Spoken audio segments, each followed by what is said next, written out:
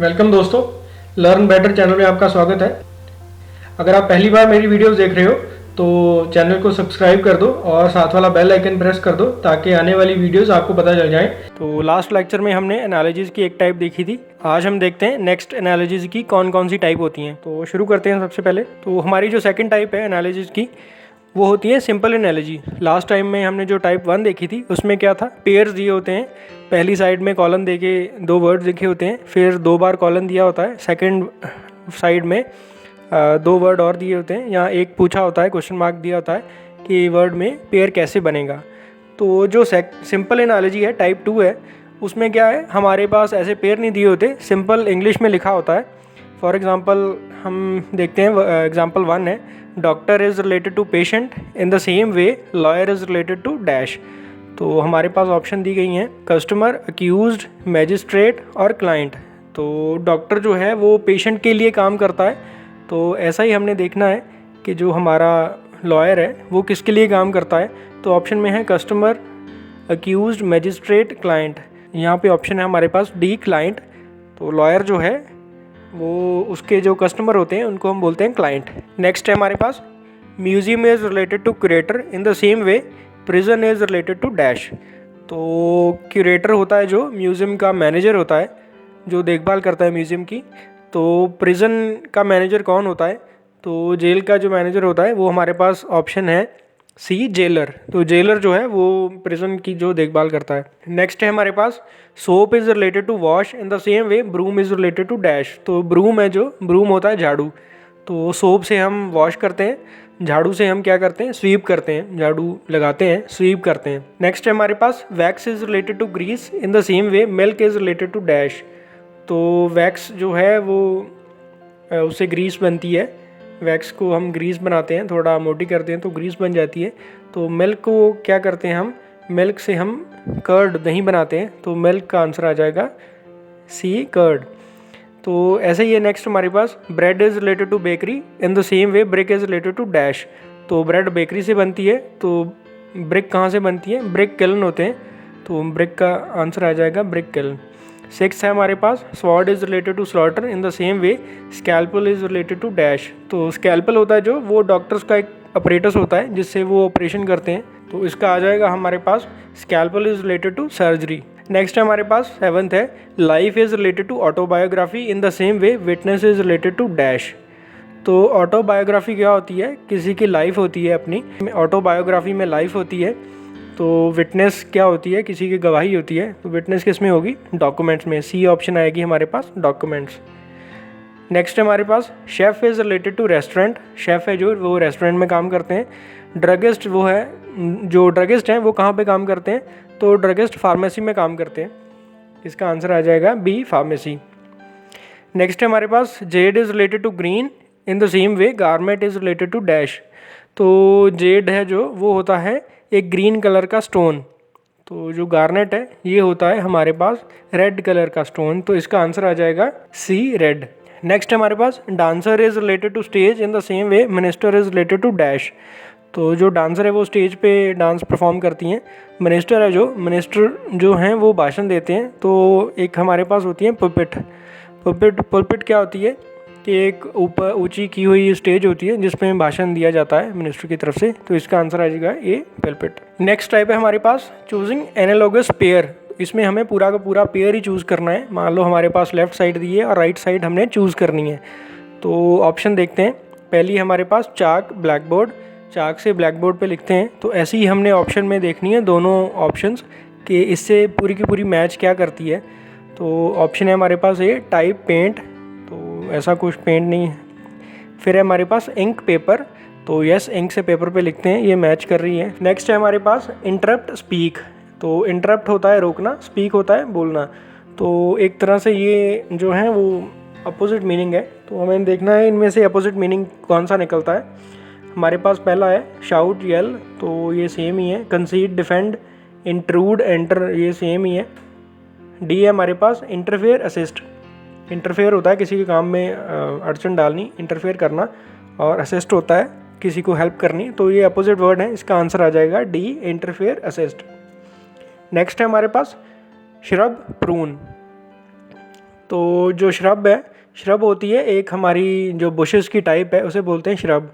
और प्रून होता है उसके जो सूखे पत्ते हैं उनको काटना, उसको बोलते हैं प्रून। तो ऐसा ही हमें पेयर ढूंढना है। कोई भी बियर्ड को शेव कर सकता है। हेयर ट्रिम, हेयर को छोटे करना। लॉन मो, तो मो होता है जो लॉन का जो एक्स्ट्रा घास है उसे काटना होता है। और वूल शेयर, वूल है ऊन को उतारना। तो जो सबसे ज़्यादा मैच कर रही है ऑप्शन वो है सी, लॉन मो। तो जो एक्स्ट्रा घास होता है वो निकालते हैं, प्रून में भी जो सूखे पत्ते होते हैं वो निकालते हैं। तो इसका आंसर आ जाएगा सी। नेक्स्ट है हमारे पास डबल एनालॉजी।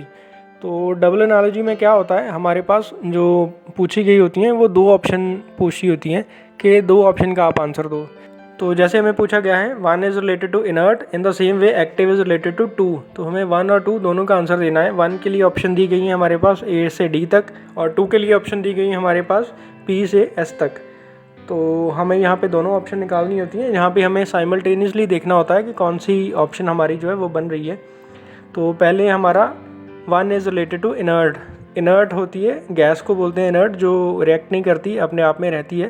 तो एक्टिव होता है एक्टिव। तो हमें इन चीज़ों में, ऐसे क्वेश्चन में हमें सबसे पहले देखने होते हैं कि सेम वर्ड या अपोजिट वर्ड है कोई ऑप्शन में। तो इनर्ट के हम देख लेते हैं सेम वर्ड कोई बनता है। तो ए है स्टैटिक, तो यस ये सेम वर्ड है इनर्ट का स्टैटिक। बी है स्टैटिक्स, ये कुछ भी रिलेट नहीं करता। हीलियम जो है, हीलियम यस एक टाइप है गैस की, इनर्ट गैस की, तो ये भी हो सकता है। ए और सी को ध्यान में रखते हैं। डी है एयर, तो एयर इससे रिलेटेड नहीं है। तो फिर सेकंड ऑप्शन में देखते हैं एक्टिव में क्या ऑप्शन बनती है। जिमनास्ट, एक्टिव में जिमनास्ट, डायनामिक, पार्टिसिपेशन और स्मार्ट। तो एक्टिव का एक ही हमारे पास सिनोनिम बन रहा है, सेम मीनिंग बन रहा है, डायनामिक। तो यहाँ पे डायनामिक आ सकता है। और जो पहली वाली थी इसका सिनोनिम बनता है ए, स्टैटिक, तो इसका आंसर आ जाएगा ए और क्यू। ऐसे ही हमारे पास सेकंड क्वेश्चन है one is related to melt in the same way bright is related to to.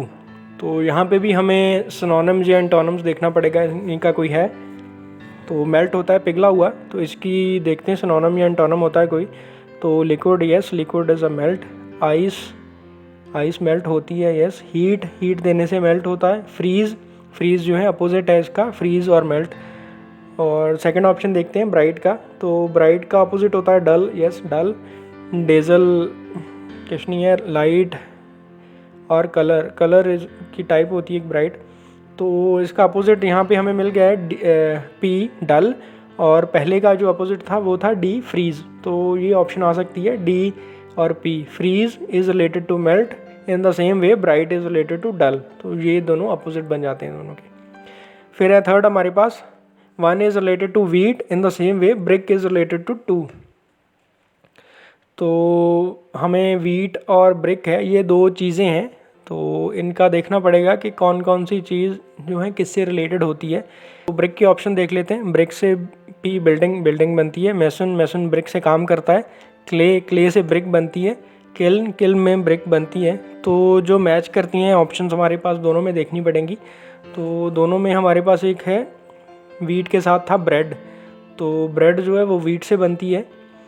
तो ब्रिक के साथ था हमारे पास क्ले, तो ब्रिक जो है वो क्ले से बनती है। ये ऑप्शन आती है हमारे पास सी और आर, ब्रेड और क्ले। नेक्स्ट टाइप है हमारे पास चूजिंग अ सिमिलर वर्ड। तो इसकी एग्जांपल देख लेते हैं। इसमें है कि हमें वर्ड दिए हैं सितार, गिटार, तानपुरा, और इसका सिमिलर वर्ड देखना है हमें ऑप्शन में कौन सा होगा। तो सिमिलर वर्ड के लिए हमें पहले इन तीनों को देखना पड़ेगा कि क्या चीज़ें हैं। सितार, गिटार और तानपुरा ये एक इंस्ट्रूमेंट्स हैं बजाने के। और ऑप्शन में हमें दिए हैं ट्रम्पेट, वायलिन, हारमोनियम, मरिडंगा। तो ये भी सारे ऑलमोस्ट इंस्ट्रूमेंट ही है, तो इससे हमारा आंसर नहीं निकलेगा। हमें थोड़ा और डीप जाना पड़ेगा। तो सितार, गिटार, तानपुरा जो है वो जो स्ट्रिंग वाले इंस्ट्रूमेंट्स हैं उन पे तार होती है, तारों से बजाते हैं। तो तारों वाला हमें देखना पड़ेगा कौन सा है। ट्रम्पेट जो है वो बाजा होता है जिसमें हवा से फूंक से चलाते हैं, तो ये ऑप्शन नहीं आएगी। वायलिन है, वायलिन यस ये स्ट्रिंग्स वाला होता है। हारमोनियम जो बटन्स वाला होता है, तो वायलिन ही इसकी जो मैक्सिमम पॉसिबिलिटी बनती है, वायलिन इसका आंसर होगा। देन नेक्स्ट है हमारे पास डिटेक्टिंग एनालॉजीज़। डिटेक्टिंग एनालॉजीज़ में क्या होता है, एक एनालॉजी दी होती है, हमें पूछा होता है कि ये किस टाइप की एनालॉजी है। तो ये बताना है हमें कि ये सिनोनिम्स हैं, ये एंटोनिम्स हैं, या इनका रिलेशन कौन सा बनता है। तो इसके लिए हम ऑप्शन देख लेते हैं। जूडो, कराटे, ताइक्वांडो हैं। तो इनमें हमें क्या करना होता है, ऑप्शन डिलीट करनी होती हैं, जो रह जाती हैं फिर वो हम आंसर मानते हैं उसको। बी है हमारे पास, they can be perform by 20 person, तो मोटे पर्सन खेल सकते हैं कराटे ताइक्वांडो, नहीं खेल सकते, इसका आंसर आ जाएगा नो। और दे can be performed on stage है, तो ज़रूरी नहीं है कि स्टेज हो, नीचे भी खेल सकते हैं इसको। फिर है हमारे पास they are important item of Asian games, तो ये तीनों एशियन गेम्स में तीनों की तीनों नहीं है, तो इसलिए ये आंसर नहीं आएगा। हमारे पास बच्चा है A, they are names of martial art, तो यस ये मार्शल आर्ट्स हैं। 7th हमारी जो कैटेगरी है वो है 3 वर्ड एनालॉजी। तो 3 वर्ड एनालॉजी में हमें 3 पेयर दिए होते हैं, 3 का पेयर दिया होता है और 3 के पेयर में से हमें ऑप्शन में भी 3 का पेयर ही निकालना है।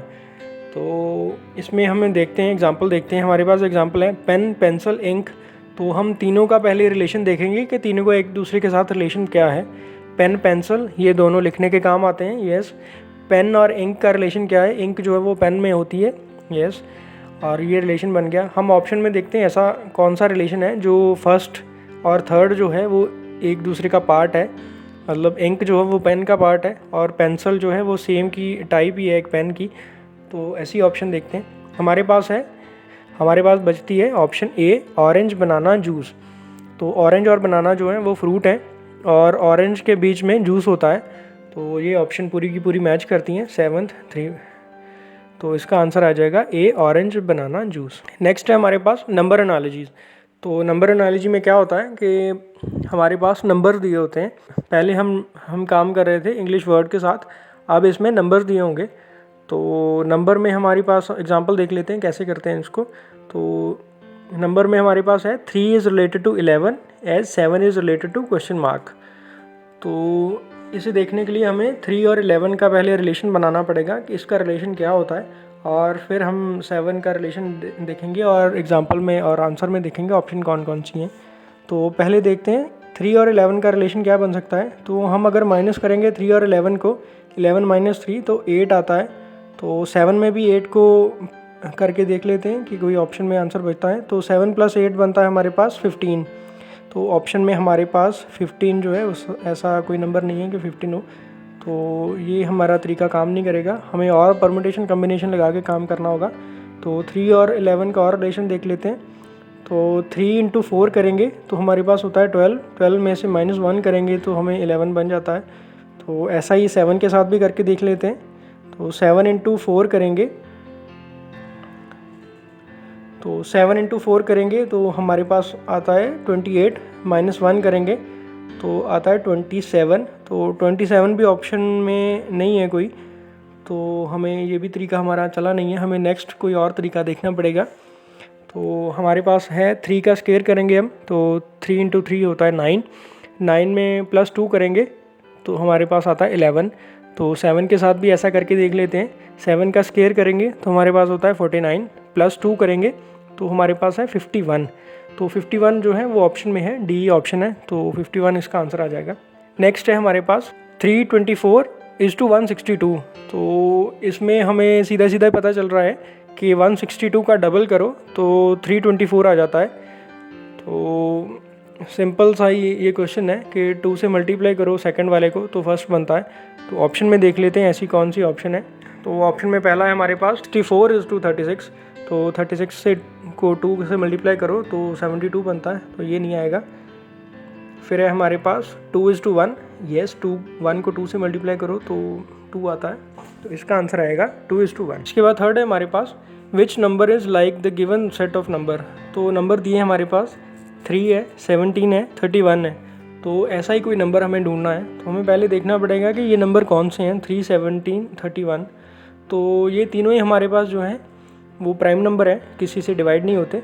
तो ऐसा ही हमें प्राइम नंबर ढूंढना है कोई ऑप्शन में। 5 है, यस ये प्राइम नंबर है। 15 ये प्राइम नंबर नहीं है, 3 से भी डिवाइड होता है, 5 से भी डिवाइड होता है। 45 है, ये भी प्राइम नंबर नहीं है। 49 है, ये भी प्राइम नंबर नहीं है। तो हमारे पास बचा है सिर्फ 5 इसका आंसर आ जाएगा। नेक्स्ट है हमारा fourth, which set of the number is like the given set.